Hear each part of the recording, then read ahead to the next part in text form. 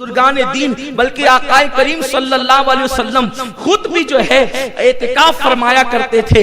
آقا کریم 10 دن کا اعتکاف کرتے تھے اور اخیر عمر میں جو ظاہری آخری سال تھا تو اس دن آقا علیہ السلام نے 20 روز کا اعتکاف فرمایا۔ اللہ اکبر۔ میرے آقا صلی اللہ علیہ وسلم نے اعتکاف صرف اس وقت تو چھوڑا جب فتح مکہ کے لیے جا رہے تھے، کیونکہ 20 رمضان المبارک کو مکہ فتح ہوا تو حضور علیہ السلام اعتکاف نہ کر سکے، تو اس کے دوسرے والے سال آقا کریم صلی اللہ علیہ وسلم نے 20 دن کا اعتکاف فرمایا۔ یعنی اگر آپ اعتکاف کر لیتے ہیں اور ان تاک راتوں میں رات بھر عبادت کر لیتے ہیں تو آپ کے نامہ اعمال میں 80 سال سے زیادہ کی عبادت لکھ دی جائے گی۔ اس کی بڑی برکتیں کبھی وقت ہوگا انشاءاللہ تو ہم شب قدر میں اس کا تذکرہ کریں گے۔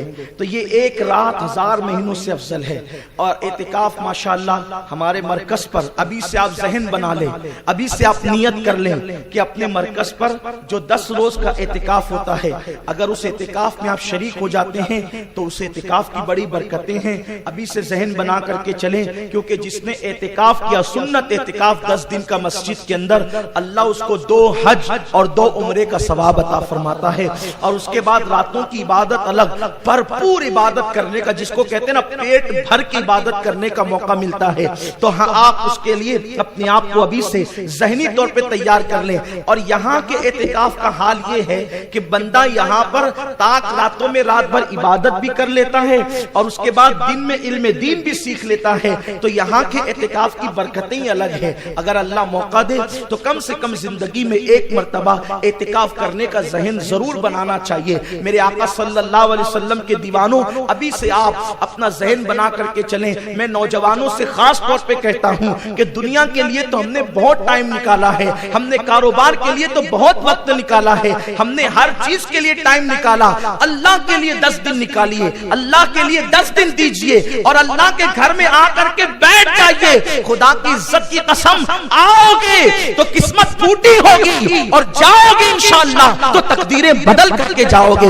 زندگی میں انقلاب لے کر کے جاؤ گے۔ میرے آقا علیہ السلام کے پیارے دیوانوں، ماشاءاللہ اتنے سارے نوجوان ہیں، اگر ذہن آپ بنا لیتے ہیں تو میں سمجھتا ہوں کہ آپ کا یہاں آنا بھی کامیاب ہوگا اور یہاں سے جانا بھی کامیاب ہوگا۔ وہ رات جو لوگ اعتکاف کرتے ہیں ان لوگوں کو وہ رات مل ہی جاتی ہے جسے شب قدر کہتے ہیں، جس کے لیے صحابہ روتے تھے، جس کے لیے اولیاء اللہ دعائیں کرتے تھے، وہ حضرات کو شب قدر ملتی ہے جو اعتکاف کرتے ہیں۔ اور اگر آپ اعتکاف کسی وجہ سے نہ کر سکیں تو ہر تاک رات میں اسی مسجد کے اندر قیام اللیل ہوتا ہے، پوری رات عبادت ہوتی ہے، تو آپ اس کے اندر تشریف لے آئیں تاکہ پوری رات عبادت کا شرف حاصل کر لیں۔ تو آقا فرماتے ہیں یہ ایک رات، رمضان شریف کی ایک رات 1000 مہینوں سے افضل ہے۔ میں آپ سے گزارش کروں گا آپ اس کو سن کر ضائع مت کیجیے، آپ ذہن بنائیے کہ اس مرتبہ میں وہ رات پانا ہے۔ زندگی کا کوئی بھروسہ نہیں، اس سال تو ہم وہ رات کو پا کر رہیں گے۔ اللہ تبارک و تعالیٰ سے دعا کیجئے، رب کی بارگاہ میں گڑ گڑائیے کہ ہمیں اس سال شب قدر ملنا ہی چاہیے انشاءاللہ۔ پھر دیکھیے وارے نیارے ہو جائیں گے، خدا کا تقرب ملے گا، خدا کا۔ اور باپ کو بتاؤں، رمضان شریف میں کوئی دیانت داری سے عبادت کر لے، خدا کی قسم وہ ولی بنی جائے۔ یہ میں بہت قیمتی بات عرض کر رہا ہوں۔ اگر ایک ایک لمحہ کوئی قدر جانے نا اس مہینے کی اور سچے دل سے عبادت کرے، ابھی آگے میں اس کو کھولوں گا، عبادت کا مفہوم آپ کو آگے بتاؤں گا، کیونکہ آگے خطبے میں خود ہی بات آ رہی ہے۔ سچے دل سے عبادت کر لیں، یہ ایک مہینہ آپ کو ولی بنا دے گا۔ ارے جس مہینے کو پا کر انسان خدا کو پا لیتا ہے، جس مہینے کو پا کر انسان خدا کو پا لیتا ہے، پھر ولایت کس چیز کا نام ہے؟ خدا کو پانے کا نام ہی تو ولایت ہے۔ پانی پر چلنے کا نام ولایت نہیں، ہوا میں اڑنے کا نام ولایت نہیں، بلکہ خدا کو پا لینے کا نام ولایت ہے۔ اور جو اللہ کو پا لیتا ہے، آقا فرماتے ہیں من کان للہ کان اللہ لہ، جو اللہ کا ہو جاتا ہے اللہ اس کا ہو جاتا ہے۔ کوئی دیانت داری سے عبادت کرے، کیسی عبادت ابھی آگے بات آئے گی، ابھی آپ آگے بات سنیں گے کیسی عبادت ہونی چاہیے۔ ولی بن جائیں گے، ولی جنتی بن جائیں گے، ورنہ اس مہینے میں جو جنتی نہیں بنا وہ کبھی جنتی نہیں بن سکتا۔ وہ بدبخت ہے جو اس ماہ مبارکہ میں، کیونکہ حضور علیہ السلام نے فرمایا، وہ حدیث پاک آپ نے بارہا سنی ہوگی کہ آقا کریم صلی اللہ علیہ وسلم منبر پہ جا رہے تھے، منبر پر جاتے ہوئے حضور نے فرمایا آمین، پھر کہا آمین، پھر کہا آمین، 3 بار آمین کہا۔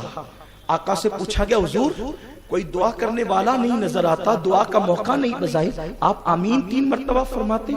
آقا نے کہا جبریل آئے تھے اور وہ دعا کر رہے تھے، میں ان کی دعا پہ آمین کہہ رہا تھا۔ توجہ کریں، سب سے قیمتی لمحہ وہ ہوتا ہے جب امام منبر پہ چڑھتا ہے، یہ سب سے قیمتی لمحہ ہوتا ہے، یاد رکھنا، اس سے قیمتی لمحہ کبھی نہیں آتا۔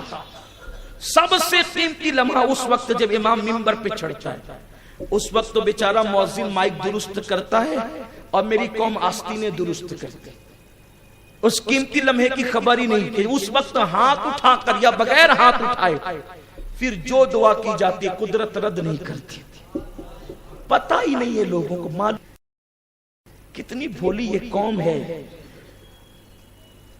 ادھر ادھر مانگتے پھرتے ہیں اور جب قدرت کے پاس مانگنے کا وقت آتا ہے تو وقت ضائع کرتے ہیں۔ کچھ لوگ تو بیچارے انتظار میں باہر کھڑے ہوتے ہیں کہ جلدی سے امام صاحب نماز شروع کریں تو ہم اخبار بچھا کر کے جلدی سے کھلے سر یا رومال باندھ کر نماز پڑھ لیں۔ دور سے دیکھنے والوں کو ایسا لگے کہ جیسے یہاں میت ہو گئی، اسی لیے بیچارے رومال باندھ کر کے کھڑے ہیں اور 2 رکعت پڑھنے کے لیے آئے اسلام پر احسان کرنے کے لیے۔ یہ حال ہے میری قوم کا۔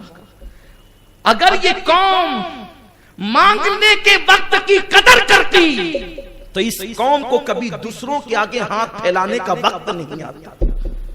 اس قوم نے مانگنے کی کبھی خدا سے نہیں مانگا، بندوں سے مانگتے رہے، اسی لیے تو در در کے بھکاری اتنا مانگنے پر آئے، اتنا مانگنے پر آئے، اتنے بھیک منگے ہو گئی، اتنی بھیک منگی ہو گئی یہ قوم کہ اب تو یہ قوم ووٹ کے بدلے بھی پیسہ مانگتی ہے۔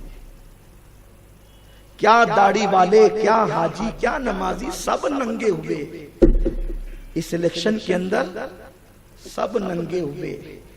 اور ان لوگوں کی عبادت کوئی قبول ہوگی جو حرام کے لقمے پہ افطار کریں گے؟ تہوار آ رہا ہے جی رمضان شریف کا، اس سے بھی لے لو، اس سے بھی لے لو، اس سے بھی لے لو، سب سے لے لو، بچوں کے کپڑے بنا دیں گے، خود کی درست کر لیں گے۔ لعنت ہے ایسی سوچ پر۔ سٹے اور جوے اور سود کی کمائی کا پیسہ جب تمہارے درمیان تقسیم ہوگا اور ان کپڑوں کو پہن کر عید کا دگانا پڑو گے تو کیا وہ دگانا منہ پہ نہیں مار دیا جائے گا؟ اس پیسوں سے رمضان شریف کی سحری کرو گے تو وہ روزہ منہ پہ نہیں مار دیا جائے گا؟ اس پیسوں سے افطار کرو گے تو وہ افطار منہ پہ نہیں مار دی جائے گی؟ سرکار غوث الاعظم دستگیر نے رمضان المبارک کی شروعات میں قوم سے کہا تھا، اے میری قوم، تم رمضان شریف میں حلال پانی اور کھانے سے تو احتیاط کرتے ہو، مگر جب تم افطار کے لیے بیٹھتے ہو تو تم لوگوں کے خون سے روزہ کھولتے ہو۔ لوگوں کے خون سے روزہ مت کھولنا ورنہ وہ روزہ قبول نہیں ہوگا۔